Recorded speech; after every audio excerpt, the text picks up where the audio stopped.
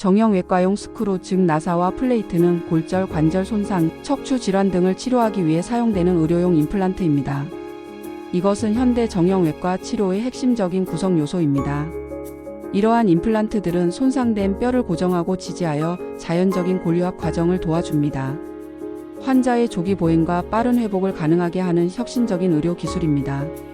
정형외과용 임플란트는 단순히 뼈를 붙잡아주는 역할을 넘어서 인체의 생체역학적 기능을 회복시키고 환자의 삶의 질을 근본적으로 개선시키는 중요한 치료 도구입니다. 정형외과용 나사는 뼈 조각들을 서로 압박하여 고정시키거나 플레이트와 뼈를 연결하는 역할을 수행합니다.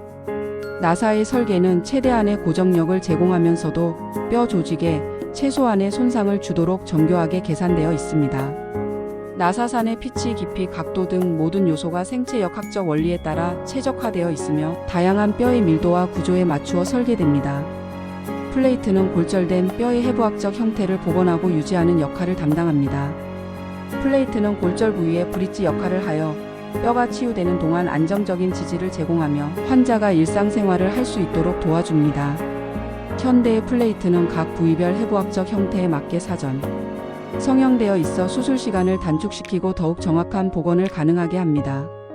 이러한 임플란트들의 가장 중요한 특징은 바이오 컴패터빌리티 즉 생체적 합성입니다. 인체 내에서 장기간 안정적으로 기능을 수행하면서도 염증이나 거부 반응을 일으키지 않아야 합니다. 또한 뼈 조직과 안전하게 결합할 수 있어야 합니다.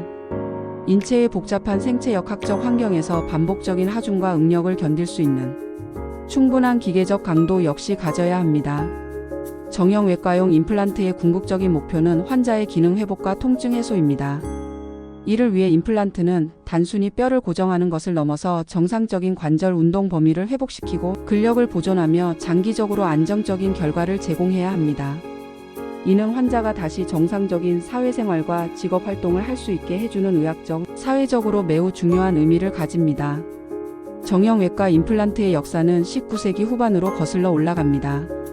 1886년 독일의 외과의사 한스만이 최초로 금속 나사를 이용한 골절 고정술을 시행한 것이 현대 정형외과 임플란트의 출발점으로 여겨집니다. 초기의 임플란트들은 주로 철이나 구리 같은 일반 금속으로 만들어졌으며 감염과 부식 등의 문제로 인해 성공률이 낮았습니다. 20세기 초반에는 스테인리스 스틸의 도입으로 임플란트의 내식성과 생체적 합성이 크게 개선되었습니다. 1926년 독일의 쿤처가 개발한 금속 막대, 즉 인트라메둘러리 네일은 장골 골절 치료에 혁신을 가져왔으며 이는 현재까지도 사용되는 골수광내 고정술의 기초가 되었습니다.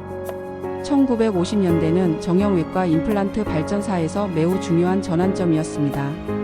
스위스의 AO 그룹이 설립되면서 과학적이고 체계적인 골절 치료 원칙이 확립되었습니다.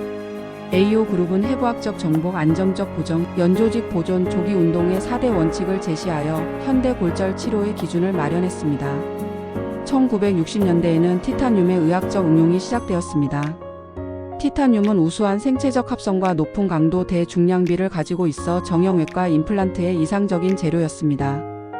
티타늄의 도입으로 임플란트의 생체적 합성이 크게 향상되었고 장기적인 안정성도 개선되었습니다. 1970년대와 1980년대에는 컴퓨터 기술의 발전과 함께 임플란트 설계가 더욱 정교해졌습니다. 파이나이트 엘리먼트 어널리시스를 통한 응력 분산 분석, 3D 모델링을 통한 해부학적 설계 등이 가능해지면서 더욱 효과적이고 안전한 임플란트들이 개발되었습니다. 1990년대에는 로킹 플레이트 기술이 도입되어 골절 치료의 새로운 패러다임을 제시했습니다. 기존의 압박 플레이트와 달리 로킹 플레이트는 나사와 플레이트가 각도 안정성을 가지도록 설계되어 골절 부위의 생물학적 환경을 보존하면서도 강력한 고정력을 제공했습니다. 21세기에 들어서면서는 생체 재료학의 발전과 함께 더욱 다양하고 정교한 임플란트들이 개발되고 있습니다. 흡수성 임플란트, 코팅 기술, 다공성, 구조 등의 혁신적인 기술들이 도입되어 임플란트의 성능과 안전성이 지속적으로 향상되고 있습니다. 정형외과용 나사는 사용 목적과 적용 부위에 따라 다양한 종류로 분류됩니다. 컴프레션 스크루는 골절된 뼈 조각들을 서로 압박하여 밀착시키는 역할을 수행합니다. 이 나사는 두 개의 서로 다른 나사산을 가지고 있어 나사를 조이면 골절편들이 서로 압박되어 1차적인 골유합을 촉진합니다. 주로 장골의 사골 골절이나 관절 내 골절에서 골편을 압박 고정할 때 사용됩니다. 코티컬 스크루는 조밀골에 사용되는 나사로 얇은 나사상과 작은 피치를 가지고 있어 단단한 피질골에서 강력한 고정력을 제공합니다. 주로 장골의 골간부나 관절 주변의 견고한 뼈 부위에 사용되며 플레이트를 뼈에 고정할 때도 사용됩니다. 코티컬 스크루는 직경이 1.5mm부터 4.5mm까지 다양하며 적용 부위에 따라 적절한 크기를 선택합니다. 캔슬러스 스크루는 해면골에 사용되는 나사로 굵은 나사상과 큰 피치를 가지고 있어 상대적으로 약한 해면골에서도 충분한 고정력을 얻을 수 있습니다. 주로 관절 부근의 골단부나 척추뼈에 사용되며 골밀도가 낮은 골다공증 환자에서도 효과적인 고정이 가능합니다. 로킹 스크루는 플레이트와 나사가 특별한 결합 구조를 통해 각도 안정성을 가지도록 설계된 나사입니다. 기존의 일반 나사와 달리 플레이트에 대한 나사의 각도가 고정되어 있어 뼈질이 약한 경우나 복잡한 골절에서도 안정적인 고정이 가능합니다. 잠금 나사는 특히 골다공증 환자나 관절 주변 골절에서 우수한 효과를 보입니다. 셀프 드릴링 스크루는 별도의 드릴링 과정 없이 직접 뼈에 삽입할 수 있는 나사입니다. 수술 시간을 단축시키고 뼈 조직의 열 손상을 최소화할 수 있어 최근 많이 사용되고 있습니다. 특히 척추 수술이나 작은 뼈의 고정에서 유용합니다. 허버트 스크루는 주상골 골절이나 기타 작은 뼈의 골절에 사용되는 특수한 형태의 나사입니다. 두 개의 다른 나사산을 가지고 있어 압박 효과를 제공하면서도 머리가 뼈 표면 아래로 들어가도록 설계되어 있어 관절 운동을 방해하지 않습니다. 정형외과용 플레이트는 작용 원리와 설계 특성에 따라 여러 종류로 분류됩니다. 컴프레션 플레이트는 골절된 뼈 조각들을 압박하여 1차적인 고류압을 유도하는 플레이트입니다. DCP 즉 다이내믹 컴프레션 플레이트가 대표적인 예로 타원형 나사 구멍을 통해 나사를 편심되게 삽입함으로써 골절 편들을 압박할 수 있습니다. 이러한 압박은 골절 부위의 안정성을 높이고 고류압을 촉진합니다. 뉴트럴라이제이션 플레이트는 다른 고정법으로 이미 고정된 골절 부위에 추가적인 보호를 제공하는 플레이트입니다. 주로 나성골절이나 사골골절에서 압박 나사로 1차 고정을 한 후 굽힘이나 비틀림 등의 외력으로부터 보호하기 위해 사용됩니다. 이 플레이트는 압박력을 제공하지 않고 단순히 외력을 분산시키는 역할을 합니다. 브리징 플레이트는 골절 부위를 직접 압박하지 않고 골절 편들을 연결하여 안정성을 제공하는 플레이트입니다. 분쇄골절이나 골손실이 있는 경우에 주로 사용되며 골절 부위의 혈액순환을 보존하면서 2차적인 고류압을 유도합니다. 최근에는 생물학적 고정의 개념이 강조되면서 브리징 플레이트의 사용이 증가하고 있습니다. 로킹 플레이트는 21세기 정형외과 분야의 가장 중요한 혁신 중 하나입니다. 나사와 플레이트가 각도 고정된 구조를 가지고 있어 기존 플레이트의 한계를 극복했습니다. 로킹 플레이트는 뼈와 플레이트 사이의 압박을 최소화하여 골막의 혈액순환을 보존하면서도 강력한 고정력을 제공합니다. 특히 골다공증 환자나 관절 주변 골절에서 우수한 결과를 보입니다. 아나토미컬 플레이트는 각 뼈의 해부학적 형태에 맞게 사전 성형된 플레이트입니다. 대퇴골 근위부, 경골 고평부, 상완골 근위부 등 복잡한 해부학적 구조를 가진 부위에서 사용되며 수술 시간을 단축시키고 더욱 정확한 해부학적 복원을 가능하게 합니다. 미니멀리 인베이시브 플레이트는 작은 절개를 통해 삽입할 수 있도록 설계된 플레이트입니다. 연조직 손상을 최소화하고 혈액순환을 보존하여 감염 위험을 줄이고 치유를 촉진합니다. 미포 기법과 함께 사용되어 현대 골절 치료의 중요한 흐름을 이루고 있습니다. 정형외과용 임플란트의 재료 선택은 성공적인 치료 결과를 좌우하는 핵심 요소입니다. 현재 가장 널리 사용되는 재료는 티타늄과 티타늄 합금입니다. 순수 티타늄인 CPTI는 우수한 생체적 합성과 내식성을 가지고 있어 인체 내에서 장기간 안정적으로 사용할 수 있습니다.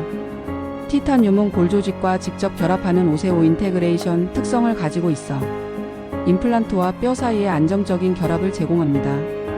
TI6AL 사브이 합금은 가장 널리 사용되는 티타늄 합금으로 순수 티타늄보다 높은 기계적 강도를 가지고 있습니다. 이 합금은 알루미늄과 바나듐을 첨가하여 강도를 높였으며 특히 하중을 많이 받는 부위의 임플란트에 적합합니다. 하지만 바나듐의 잠재적 독성에 대한 우려로 인해 최근에는 TI6AL7MB나 TI5AL2.5FE 같은 대체 합금들이 개발되고 있습니다. 스테인리스 스틸인 316L은 비교적 저렴하고 가공이 용이하여 여전히 많이 사용되는 재료입니다. 특히 일시적 고정이나 성장기 소화에서 추후 제거 예정인 임플란트에 주로 사용됩니다. 하지만 티타늄에 비해 생체적 합성이 떨어지고 부식에 대한 저항성이 낮아 장기 삽입용으로는 제한적입니다. 코발트 크롬 합금은 높은 강도와 내마모성을 가지고 있어 주로 인공관절이나 고하중 부위에 사용됩니다. 하지만 상대적으로 높은 탄성 계수로 인한 스트레스, 실딩 효과와 금속 이온 용출 가능성 때문에 사용에 주의가 필요합니다. 최근에는 생분해성 재료에 대한 연구도 활발히 진행되고 있습니다. PLLA나 PGA 등의 생분해성 폴리머를 이용한 임플란트는 고려합 후 체내에서 자연적으로 분해되어 제거 수술이 필요 없다는 장점이 있습니다. 하지만 아직 기계적 강도나 분해 속도 조절 등의 기술적 한계가 있어 제한적으로 사용되고 있습니다. 표면 처리 기술도 임플란트의 성능 향상에 중요한 역할을 합니다. 거칠기 조절, 코팅, 이온 주입 등의 기술을 통해 골결합성을 향상시키고 감염 저항성을 높일 수 있습니다. 특히 히드록시 아파타이트 코팅은 골결합을 촉진하는 효과적인 방법으로 알려져 있습니다. 정형외과용 나사와 플레이트를 이용한 수술은 정밀한 계획과 숙련된 기술이 요구되는 복잡한 과정입니다. 수술 전 계획 단계에서는 영상 검사를 통해 골절의 양상을 정확히 파악하고 적절한 임플란트를 선택해야 합니다. CT나 MRI를 통한 3차원 영상 분석은 복잡한 골절의 이해와 수술 계획 수립에 매우 중요합니다. 수술 접근법의 선택도 중요한 고려사항입니다. 전통적인 개방적 정복 내고 정술인 ORIF는 직접 시야하에서 정확한 해부학적 정복을 가능하게 하지만 연조직 손상이 크다는 단점이 있습니다. 반면 채소 침습 기법은 연조직 손상을 최소화하고 혈액순환을 보존할 수 있지만 더 높은 기술적 숙련도가 요구됩니다. 골절의 정복은 임플란트 고정의 성공을 좌우하는 핵심 단계입니다. 해부학적 정복은 관절면이 포함된 골절에서 필수적이며 이를 위해서는 정확한 골편의 위치 파악과 섬세한 조작이 필요합니다.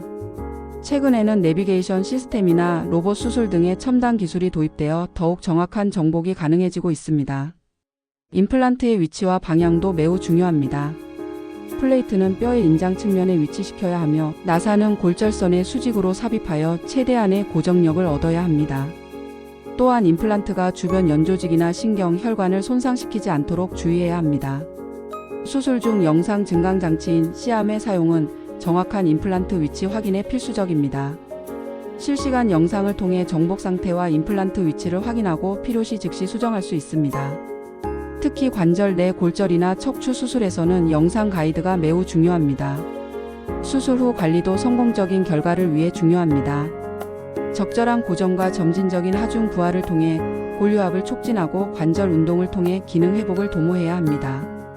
또한 정기적인 추적 검사를 통해 골유합 진행 상황과 임플란트 상태를 모니터링해야 합니다. 정형외과용 임플란트를 사용한 치료에서는 다양한 합병증이 발생할 수 있으며 이에 대한 예방과 관리가 매우 중요합니다. 감염은 가장 심각한 합병증 중 하나로 표재성 감염부터 심부 감염까지 다양한 형태로 나타날 수 있습니다. 임플란트 주변 감염은 치료가 어렵고 장기간의 항생제 치료나 임플란트 제거가 필요할 수 있습니다. 감염 예방을 위해서는 무균적 수술 기법, 적절한 예방적 항생제 사용, 수술 시간 단축, 연조직 손상 최소화 등이 중요합니다. 또한 환자의 전신 상태, 당뇨병이나 면역, 저하 질환 등의 위험 인자들을 수술 전에 평가하고 최적화해야 합니다. 임플란트 파손이나 루즈닝 즉 이완도 중요한 합병증입니다. 이는 과도한 하중, 부적절한 임플란트 선택, 골유합 지연 등으로 인해 발생할 수 있습니다. 임플란트 파손이 발생하면 재수술이 필요하며 이는 환자에게 추가적인 부담을 주게 됩니다. 골유합 지연이나 논유니언 즉 불효합은 임플란트 치료의 실패를 의미하는 심각한 합병증입니다. 이는 감염, 혈액순환 불량, 과도한 연조직 손상, 부적절한 고정, 환자의 전신 상태 등 다양한 요인에 의해 발생할 수 있습니다. 불효합이 발생하면 꼬리식술, 임플란트 교체, 전기자극 치료 등의 추가 치료가 필요할 수 있습니다. 신경이나 혈관 손상은 수술 중 발생할 수 있는 합병증으로 임플란트 삽입 경로나 위치를 신중하게 계획하여 예방해야 합니다. 특히 척추나 관절 주변 수술에서는 주요 신경과 혈관의 해부학적 위치를 정확히 파악하고 보호해야 합니다. 금속 알레르기나 이물 반응도 발생할 수 있는 합병증입니다. 일부 환자에서는 임플란트 재료에 대한 알레르기 반응이나 과민 반응이 나타날 수 있으며 이는 지속적인 염증이나 통증을 유발할 수 있습니다. 심한 경우 임플란트 제거가 필요할 수 있습니다. 정형외과용 임플란트 분야는 지속적인 기술 혁신을 통해 발전하고 있습니다. 3D 프린팅 기술의 도입은 환자 맞춤형 임플란트 제작을 가능하게 했습니다. 환자의 CT 데이터를 바탕으로 개인의 해부학적 구조에 정확히 맞는 임플란트를 제작할 수 있어 더욱 정확한 복원과 향상된 치료 결과를 기대할 수 있습니다. 나노 기술의 적용도 주목할 만한 발전입니다. 나노 표면 구조나 나노 코팅을 통해 골결합성을 향상시키고 감염 저항성을 높일 수 있습니다.